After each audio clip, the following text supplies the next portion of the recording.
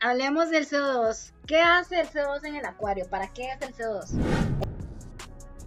El CO2 básicamente lo que hace, en palabras simples, le da hambre a la planta. Es algo indispensable para la planta para poder consumir todas las hidratos, para generar sus carbohidratos, para poder consumir todos los nutrientes que tiene a disposición. Entonces, cada nutriente que va a consumir va a ser gracias a, o va a ser con ayuda de el carbono. Carbono hay, siempre hay. Lo que pasa es que cuando uno tiene mucha luz va a ocupar más. Entonces vas a estar ocupando mayores cantidades de lo que ya hay en el agua. Recordemos que todo ser vivo está compuesto por grandes cantidades de carbono. Toda materia en descomposición libera carbono. Entonces, acá, cuando hay detritos, que eso es base de lo que dice Father Fish y lo que dice Diana Wallstatt, acá dentro de todas las hojas que están muriéndose y todas las cosas que se están deshaciendo, hay carbono que se va liberando, haciendo que se pueda hacer fotosíntesis. Toda célula fotosintética, eh, toda clorofila ocupa carbono para hacer fotosíntesis. Ok. ¿Es obligatorio usarlo? No es obligatorio usarlo por lo mismo que estaba diciendo ahora. No es obligatorio usarlo ya que hay una cantidad de carbono de lo que nosotros exhalamos, que está en el aire, de lo que se descomponen las plantas, de lo que hay en el sustrato, de peces muertos, hojas muertas, de todo. O sea, todo ser vivo que vaya a fallecer va a liberar carbono una vez que es como parte de su descomposición, incluyendo las bacterias. El CO2 en sí, si estamos, por ejemplo, en bajos requerimientos, incluso todavía en medios bajos, no es obligatorio, pero todas las plantas lo agradecen. Correcto. ¿Ok? Ya de medios altos a altos, ya es requerido a fuerza. Correcto. Entonces, ¿qué es lo que pasa? Estamos con una gran cantidad de iluminación haciendo que los nutrientes para consumirse necesitan carbono. Entonces, si le permitimos a la planta poder comer más nutrientes gracias al carbono aportado, vamos a, vamos a hacer que ellas consuman más nutrientes, que crezcan más grandes, que crezcan, o sea, más bonitas. No, no son esteroides. Es simplemente una parte de la fotosíntesis que hace que la planta consuma nutrientes. Eh, acá es donde viene eh, la mesa de tres patas también a jugar un rol muy importante, que es si tenemos exceso de CO2, bueno, va a haber exceso sobrante de CO2. Los nutrientes se pueden consumir, pero tenemos pocos. La luz puede hacer que haga fotosíntesis, pero es poca. Entonces no hacemos suficiente fotosíntesis, no consumimos suficientes nutrientes y sobra el CO2, haciendo que, pues, obviamente, tenés un exceso de CO2, puedas afectar los peces, puedas afectar el ecosistema, puedas afectar los parámetros de tu pecera, que posiblemente ahorita los vamos a ver más. Pregunta Yariel que si siempre que se usa CO2, las plantas deben perlar. No. Y justo el thumbnail de este video es una de mis plantas favoritas, que es la tulunadensis, que la vamos a llevar allá al evento. Es, ¿qué? Mentira, no va a ir. Sí, vale. Ella no quiere. Esa planta es muy evidente cuando perla. Sin embargo, ese perlado es fotosíntesis. Cuando hablamos de fotosíntesis, es consumo de nutrientes, es la misma mesa de tres patas reflejada en ese proceso. Una mesa de tres patas con las patas súper altas va a hacer más fotosíntesis, va a hacer más pelado, va a hacer más todo. Una mesa de bajos requerimientos, o sea, patas cortas, no va a ser tanto pelado, que no va a hacer tanta fotosíntesis. Ahora, cuando tenemos CO2, genial, debería hacer fotosíntesis, pero no tenemos suficiente luz, no va a hacer fotosíntesis. Bueno, perdón, no va a hacer perlado. Sí siempre hacen fotosíntesis, aunque el perlado no sea evidente. Em, y, por ejemplo, si tenemos falta de nutrientes, también. Pero esto va a ser más fácil de identificar cuando es falta de nutrientes porque deberíamos de buscar excesos. Ok, algas por nutrientes limitantes, no son excesos. Son algas por nutrientes limitantes y deficiencias en las plantas.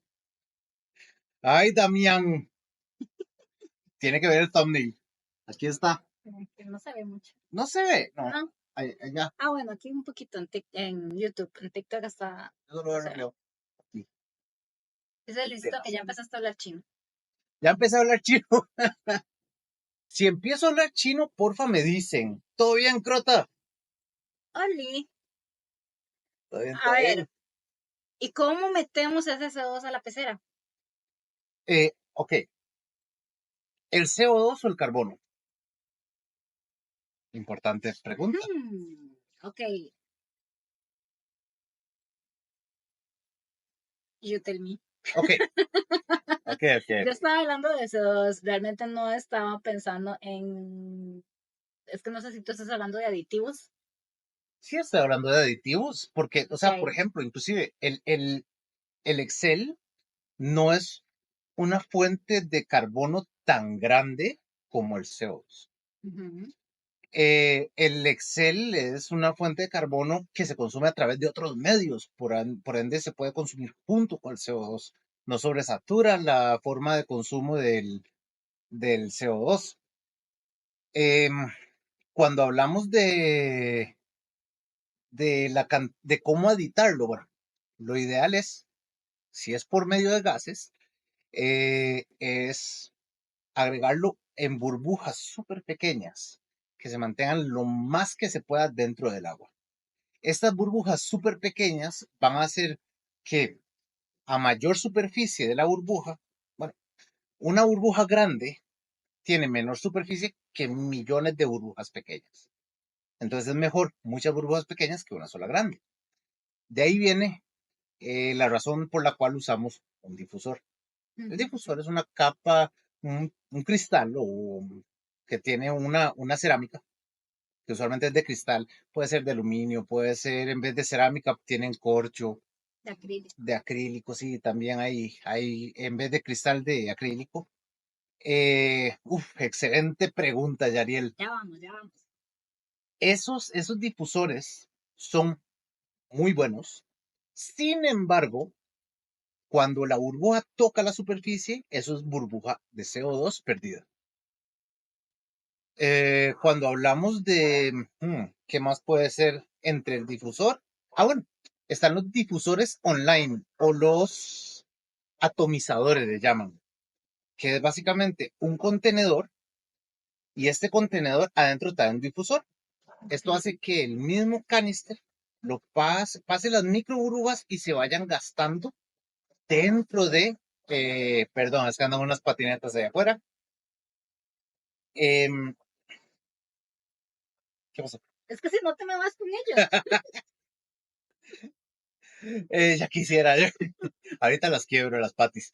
Pero, Ay, ok, el reactor, el atomizador lo que hace es mantener una cantidad de agua un poco más, una sección más ancha em, de la manguera del difusor con un difusor adentro. Perdón, la manguera del canister con un difusor adentro. ujú. Lo cual hace que este difusor tire burbujas pequeñas y extendamos el tiempo que tiene la burbuja dentro del agua. Porque viene dentro de la manguera. Porque el difusor lo tira, el canister lo tira hacia abajo. Porque lo hace andar por todo lado. Em, son montones de beneficios que te van a ayudar. Ahora, Yariel, ahí viene. Luisita también está preguntando que si se puede usar reactor o difusor. Y Luisito Entonces, también. ujú, Entonces, cuando tenemos un atomizador de CO2 inline, está el reactor, que es mejor. ¿Qué es lo que pasa? El reactor, tomemos esto por ejemplo. ¿Está cerradito? Sí, ok. Tiene una botella. No compren botellas en AliExpress. Ok. Digamos que la salida está acá abajo. Entonces lo que hacemos es, eh, para hacerlo más fácil y gráfico, hay muchos diseños, muchas cosas, como por ejemplo, ahorita lo vamos a ver con esta botella, pero lo ideal de esto es, el agua le entra acá, por arriba. Las burbujas siempre quieren subir, son menos densas que el líquido, que el agua. Y el agua sale por acá y se devuelve hacia la pecera. ¿Ok? Entonces, esto va a hacer que, como una lija, el agua pasa a la par de las burbujas, les empieza a quitar pedacitos, se empieza a disolver y a disolver y a disolver. Eso es la parte más fácil porque lo estamos haciendo con un flujo invertido, normal, que pasa hacia la pecera. Ahora, acá, ¿qué es lo que pasa? Metemos el agua dentro de esta parte superior con el CO2. Pero para que el agua yo pueda absorberlo a través de la manguera, tiene que, bueno, de la pajilla llega hasta el puro fondo, acá hasta el puro fondo. Entonces, ¿qué es lo que hace esto? Que la pajilla que llega hasta el puro fondo agarra solo agua y la tira hacia la manguera.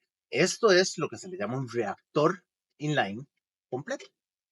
Entonces, las burbujas se quedan acá arriba y el agua, la pajilla, lo agarra desde abajo, abajo, abajo. Eso es simple. Eh, lo más complicado es ver cómo hacer para que no tenga fugas. Por eso lo más fácil de hacer es un reactor inline, perdón, un reactor interno, como el que yo hice un video hace un montón de tiempo.